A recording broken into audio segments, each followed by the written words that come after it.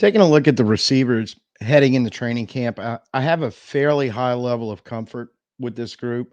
Um, there's lots of talent there. There are some concerns. We'll talk about that definitely. But overall, the room, I really like the receiver room. For the purpose of this video, we're kind of combining wide receivers and tight ends. So I'm Tim. Let's talk Saints.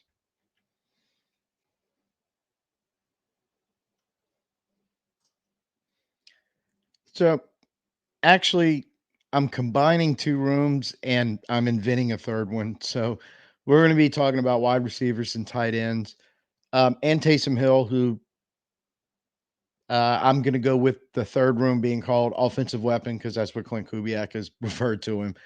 Um, and we pretty much know the top guys in each room, what we're looking at.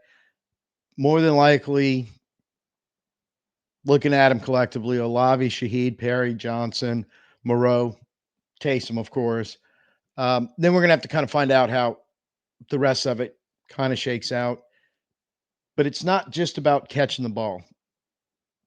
There are some other factors involved that we're gonna have to talk about, and also some young players like Dallin Hooker and Bub Means may be able to work their way in here, um, based on turning some heads in OTAs and minicamp. But of course, as the coaching staff kept reminding us throughout that process a month ago, it gets real when we get into training camp because we put the pads on them, we hit, there's contact. But I do believe some of those young guys that made some noise there have a shot at making the final roster. So looking at the wide receiver room, obviously Chris Olave, Rasheed Shaheed is going to be considered our 1 and 2, and A.T. Perry likely the 3. Um, and you pretty much know what you're getting with those 3 guys. Um, they're going to catch the ball. They can be explosive. They can make big plays downfield. Point of reference, and we talked about this in an earlier video about yards after catch. That's an emphasis. And A.T. Perry, in all fairness, do you have to mention he has a much smaller sample size than the other two, than Olave and Shaheed. But I don't think anybody's really concerned because what we saw in that limited number of snaps and games that he played last year as a rookie, more than was eye popping the way he could catch the ball, could get downfield, make plays. So I don't think there's any true worries. Even with Dennis Allen talking about a couple weeks ago, hey, he's got to get better at everything. And I don't disagree with that statement because I'm sure there's a lot of stuff, and what we're about ready to talk about a little later may apply. But at the very least, if the progress on the other stuff he's got to get better at is slow, but he still progresses with the contested catchability, his ability to get downfield, make long catches. That Ram one in the Rams game on the long pass with basically just manhandled the cornerback and caught the ball was just insane going. Yeah, I feel comfortable that Perry can bring something, and hopefully he'll improve on the stuff that Dennis Allen wants him to improve on. Outside of that, that's where it gets a little interesting because you got Cedric Wilson's a 7-year vet, just came over from Miami. Mike McDaniel, some experience in this scheme. So veteran presence who's kind of done this before, for a couple of years in Miami. And the thing that everybody just talks about him is he doesn't drop the ball. I mean, he just if you get the ball on him, he's going to catch it. I don't remember how many drops he's credited with in a 7-year career, but I know it's less than 7. But the guy can go basically at least one whole year without dropping a ball. So it's also a good route runner. He's got decent size. He's around 6'2". Um, so he just may be a good fill-in veteran presence there, to kind of lean on if you need to in this scheme. A little bit of the Miami version of it, but again, as we talked about in running backs, if you've been exposed to it at some point, and I think most of these guys have, probably not as hard as picking up, say, somebody like me trying to learn this offseason, going, I have no clue what any of this is, and phew, there were times when I'm trying to work on the scheme that happened. But I don't think these guys, the adjustment period is going to be very difficult. Equanimous, um, St. Brown and Bub Means. I think everybody's thinking on paper, if Wilson's the 4, they're fighting for the 5. Means is 5th round pick, has some good size, good speed. He pops some heads in the OTAs also. Knows pretty we don't know, pretty sure he's gonna bring some special team ability. I think return game was expected, but possibly going back to the Darren Rizzi video, there may be some instances where you have to put some speed out there and, and then sometimes some bulk. So he's got a lot of speed and a little size to him. So a gunner on a punt or a cover guy in certain kickoff situations, he may be there. Same thing for Quan St. Brown. He's a much bigger, more physical receiver, kind of downhill blocking type guy. I think he gives you a big target, and he's a 7-year vet also, so he's been around. So you may be able to use him in the passing game somewhat. He really hasn't been in his career, but he's a guy that keeps making rosters and making teams. And he also brings, I know, some special team ability to the. I don't necessarily know in returns, but I remember reading somewhere for a while for a few teams, like he was a gunner on a punter and he could cover kicks. So, um, but he's definitely a physical guy, can definitely get downfield and help blocking in a running game, which is important. Stanley Morgan is a 5-year vet. We got him from Cincinnati. And he's made his name as a special teams guy. I know he's played a little bit in that Cincinnati system. They are also a version of kind of West Coast zone scheme, but more of the Sean McVay style than the um, Kyle Shanahan style. But who knows? With some experience, kind of in the scheme, maybe he sneaks in there. We don't know. I think if he's got any value and he makes the roster, it's more than likely as a special teamer. And of course, we got 2 undrafted free agents, and Mason Tipton and Jermaine Jackson. I know they bring speed and athletic ability. I haven't seen it. Don't need to read about it. I figure if this group of coaches in the front office and all got together and wanted to sign in um, undrafted free agents at wide receiver, more than likely what they're looking at. But we'll find out what they bring to the table. And I think this is also part of um, adding roster depth and exposing them. So I think even if they don't make the roster, they're probably all along intention of signing. Well, if you can't get on the 53, we definitely want you on the practice squad.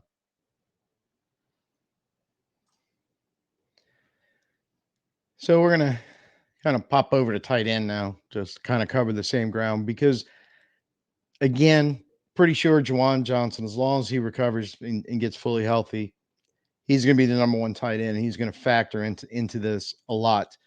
2 years ago, he had a really great year as a receiving tight end. Last year, a little down, but I think there's still plenty of ability there, and they're going to with Clancy Barone as his tight end, his position coach. If he's healthy, they're going to tap into whatever skill he's got there, and we're pretty sure he's got a lot of it. Um, Foster Moreau is an interesting one because he's like the solid pro tight end, I guess is the best way I can explain it. Where he can generally do just about everything you need a tight end to do: block, help you a little bit in the passing game. Um, little size to him, definitely some physicality. Fairly solid. Not the ending of the Jacksonville game withstanding, but for the most part, fairly solid. Comfortable with Derek Carr. They worked well together in their time with the Raiders. So I don't know if you'd ever consider him like a tight end 1, but I think he's a pro solid tight end 2 that just about every team in the NFL needs at least one of floating around. So I think that's where his value is. We get to Dallin Holker, who did a whole video on him, and I'll try to put it on the end card because he's just a very interesting case. Just a lot of opinion around the league. He should have been drafted. He won. We got him as a undrafted free agent.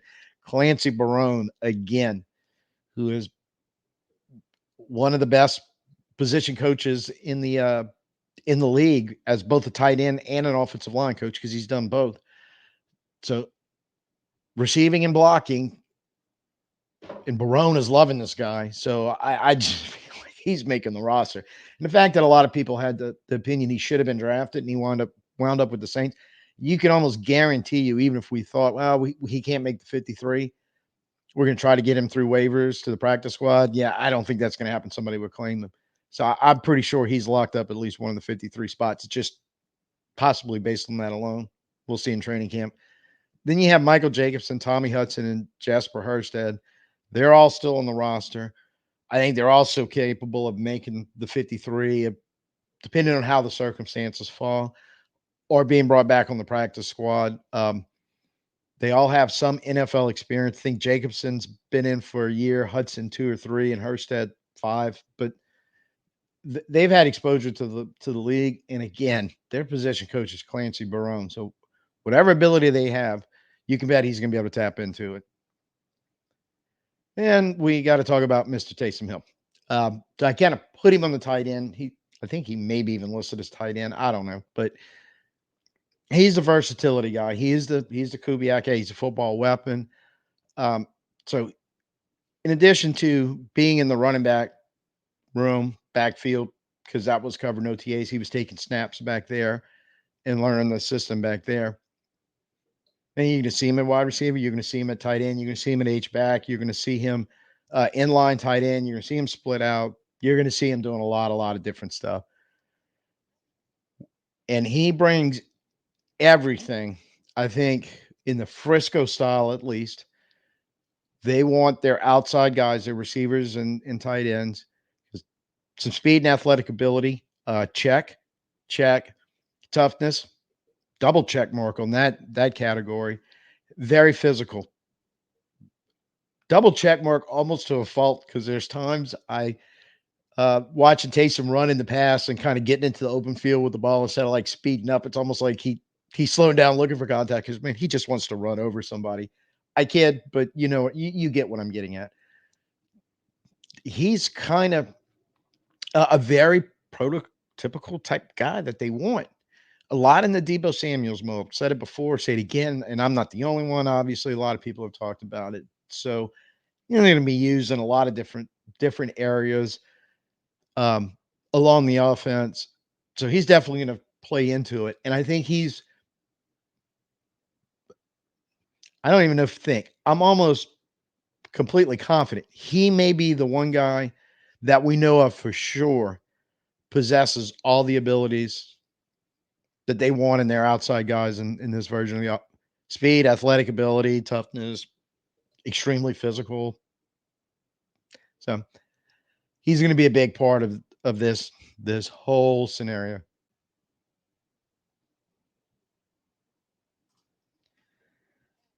So I think covering especially the players who are coming back from last year, last couple of years at these positions, we know a lot, and we can surmise a lot about some of the newer players that are brought in. And with the position coaches like Keith Williams as the wide receiver coach, and again Clancy Barone a tight end, these guys have the reputation of being able to dig in and find the talent and getting it better and developing it so it can be useful in your offense. But there's one thing we need to worry about. This may be the concern. It is the importance of physicality in yards after catch and especially in downfield blocking. So we mentioned just a few minutes ago from these positions. Um, I don't know that Olave and Shaheed possess it or not. We haven't necessarily seen it. I don't think. Uh, we had receivers over the last couple of years that all he did was come in and block, to pretty much tip off to everybody on the planet, hey, they're running the ball this play. That was supposed to be their specialty or whatever. So maybe it's just not they've been very much called upon to do it. Same thing about maybe yards after the catch when we talked about that in previous video. It wasn't, or at least maybe not necessarily a point of emphasis. Don't really know. I don't know if it's really important because I do know, okay, now it's got to be a point of emphasis. Now you guys have to show up and bring it. I think they're well aware of it. In a roundabout way, I think Olave kind of alluded to that in his uh, little interview he gave about, hey, on the offseason, I had to work on some stuff, including for yards after the catch for the yak, because we need to add yak to this offense. We didn't really have much of it, or as much as we needed from previous years that we're going to need in this. So we're going to find out in camp and whether they can do it. Hoping they can, hoping they can just be a natural, smooth transition from the receiving core collectively, meaning wide receivers and tight ends. And you're probably going to see it a little more from tight ends. Just the nature of the position is a more physical position with blocking included. So, um, but if it doesn't happen, it is possible that the Saints can get a little creative from other members in the group to maybe help out if the smaller, faster receivers don't quite live up to the expectations you want. Two tight end sets is one thing that could be very prominent and could mean keeping up to four tight ends on the final 53 man, which well, I think the last three that we talked about, um, they could come into play. So I think whatever they're going to bring and contribute and have a chance, it's possible that if Kubiak to do what we want to do, well, we might have to run a few more tight end sets or having a tight end as one of the split out wide type thing. And Taysom, kind of fits that role also.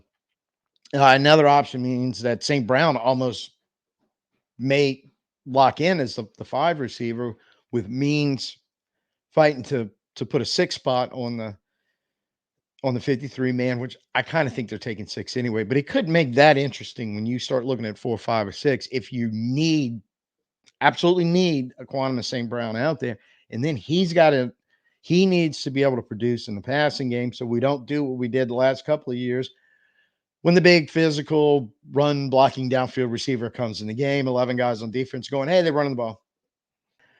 And definitely Taysom having to be used more as wide receiver tight end in his multi-role than out of the backfield or maybe even a Taysom package when we want to try to do that. Who knows? We'll see.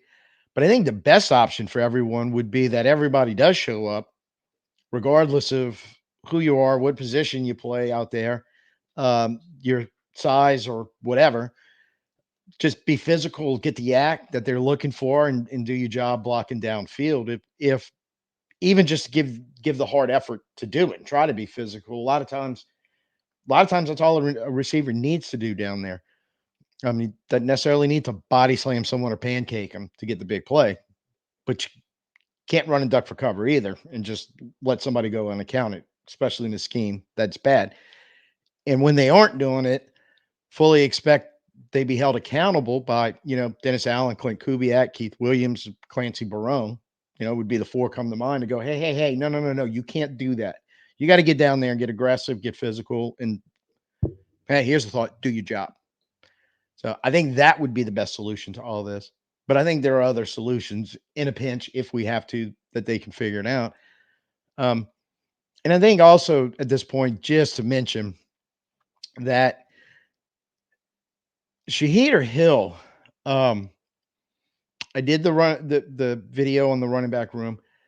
They could possibly a lot like Debo Samuels we've seen um, in Frisco do, where literally lining up as the running back, getting the ball on a pitch, handoff, whatever, and actually running the play just as McCaffrey would. So I think they're both options. I've been saying that all along to be able to do that. And if you have them both on the field at the same time, and I think Shaheed could do some of that.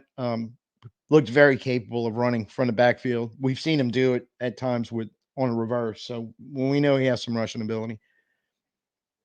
So the problem may solve itself a little bit because this offense lends itself for the coordinator to develop a scheme that's creative and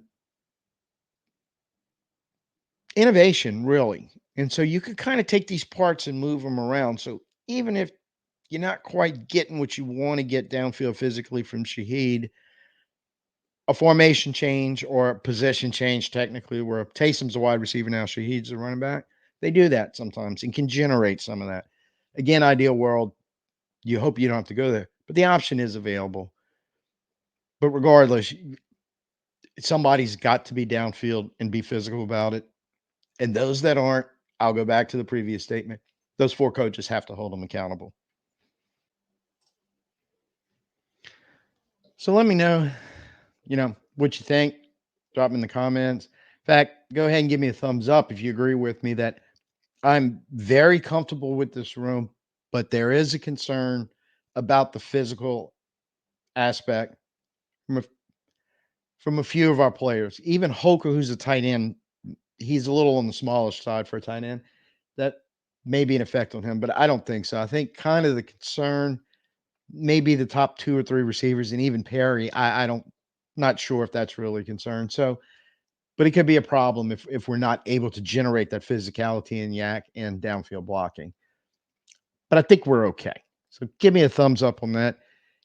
Any other issues or concerns that you kind of see with this collective group, put them in the comments, let me know so we can talk about it. But I feel comfortable just about in everything else that you're gonna see coming out of them, route running, catching the ball, making big plays, et cetera, et cetera, et cetera.